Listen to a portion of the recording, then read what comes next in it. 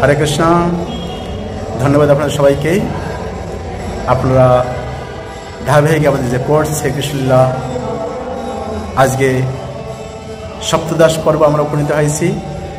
আপনারা ইতিপূর্বে বৃন্দাবন লীলা, দ্বারকা লীলা আপনারা অনেক শ্রবণ করেছেন।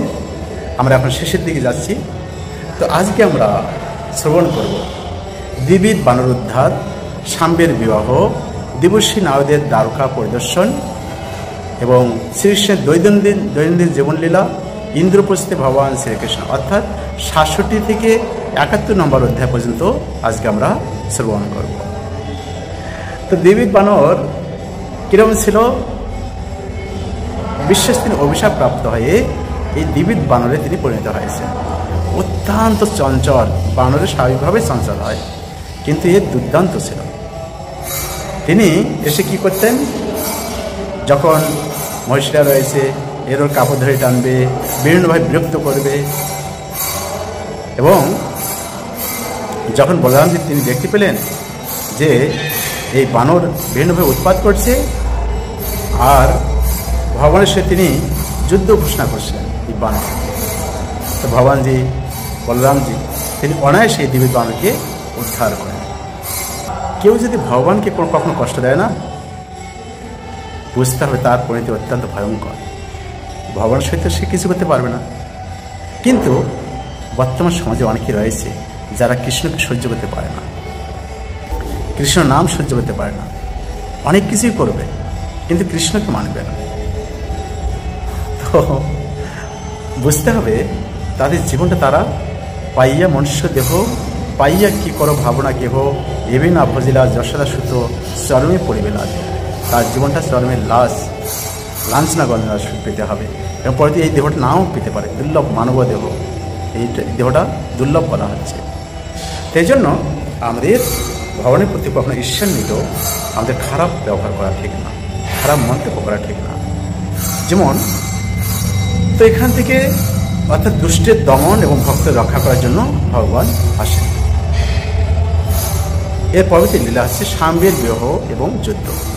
তো সাম্বের বিবাহ আপনারা জানেন যে সাম্ব ভগবান শ্রীকৃষ্ণের পুত্র ছিল, এবং তিনি দুর্যোধনের যে কন্যা লক্ষণা, দুর্যোধন চেয়েছিলেন যে লক্ষণার সহিত সে সাম্বের একটি বিশেষ প্রেম পড়ে যান, অর্থাৎ তাদের মধ্যে সমন্বয় হয়। কিন্তু এই কথা কৌরবরা মেনে নিতে পারে। তারা কি করলেন? কৌরবরা যুদ্ধ ঘোষণা করছিলেন, কিন্তু যাদবরা কি করলো? সেক্ষেত্রে পুনরায় এই লক্ষণা সহ তাকে তুলে নিয়ে আসে। এখান থেকে আমরা শিক্ষা নিতে পারি যে যেমন গঙ্গা নদী যে কোনো বাধা পেরিয়ে সমুদ্রে পৌঁছায়, অনুরূপভাবে ভক্তের যে মনোবিলাস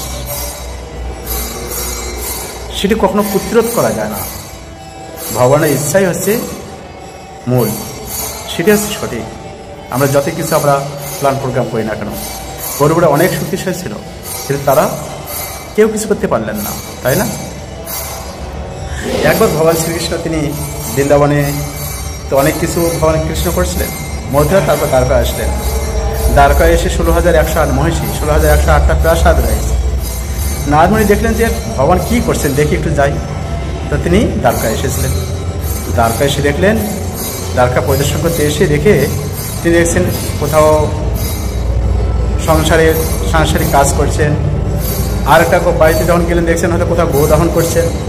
আর একটা বাড়িতে যখন যাচ্ছেন প্রাসাদে গিয়ে দেখছেন যে সেখানে বাচ্চাকে নিয়ে তিনি খেলাধুলা করছেন।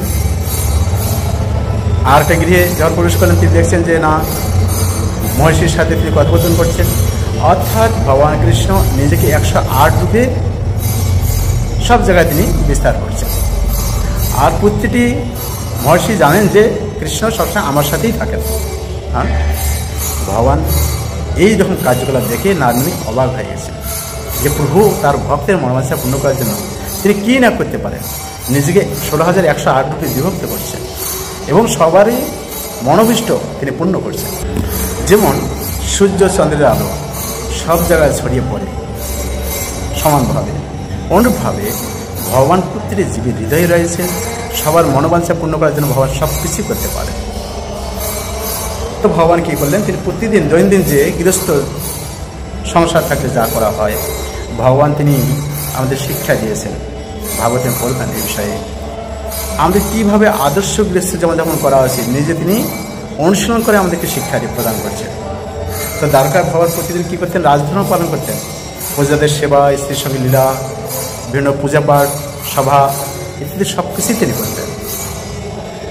আপনারা যদি যান, একটা ভেট দ্বারকা রয়েছে, একটা সমুদ্র দ্বারকা রয়েছে।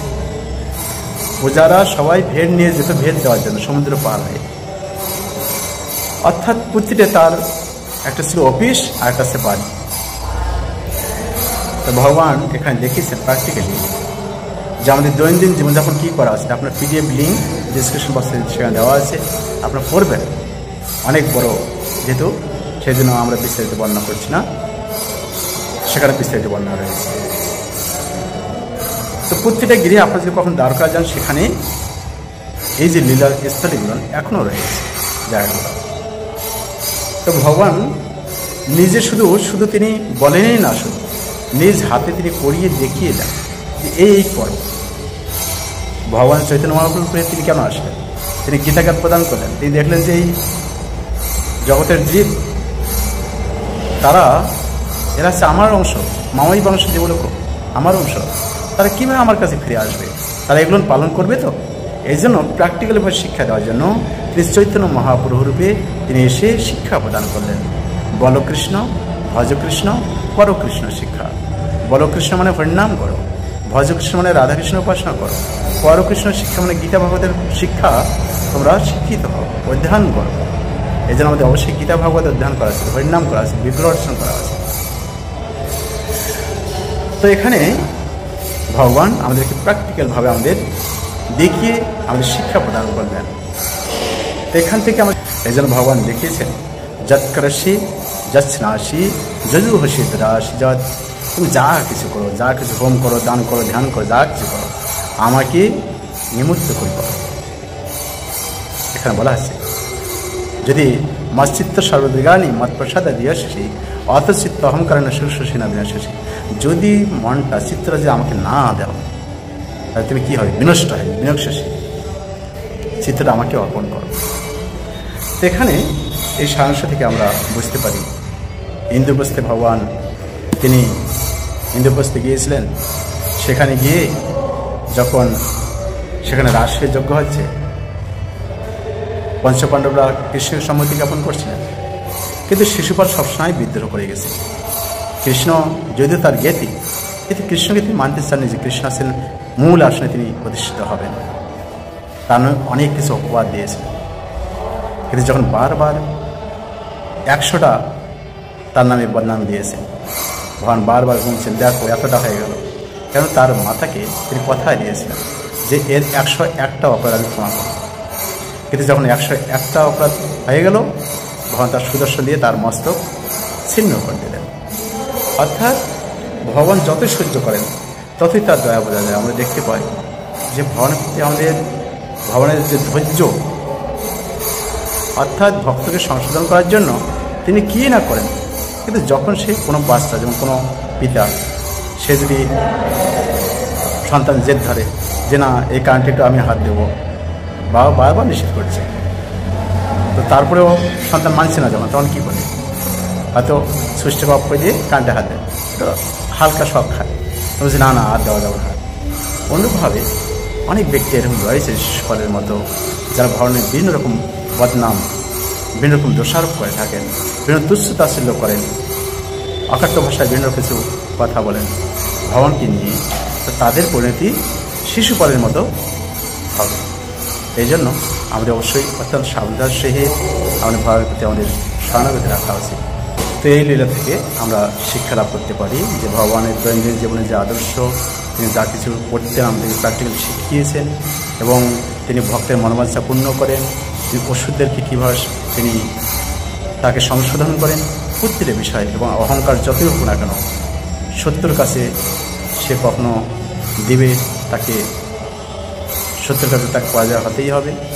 এই বিষয়গুলো আমরা জানতে পারি, আমাদের চেষ্টা করতে হবে যাতে আমরা ভগবানের বিষয়ে সবসময় আমরা শরণাগতি রাখি এবং শুদ্ধভাবে ভক্তি যাজন করি এবং কোনো কিছু অহংকার মনোভাব অনেক কিছু অনেক সময় আসতে পারে।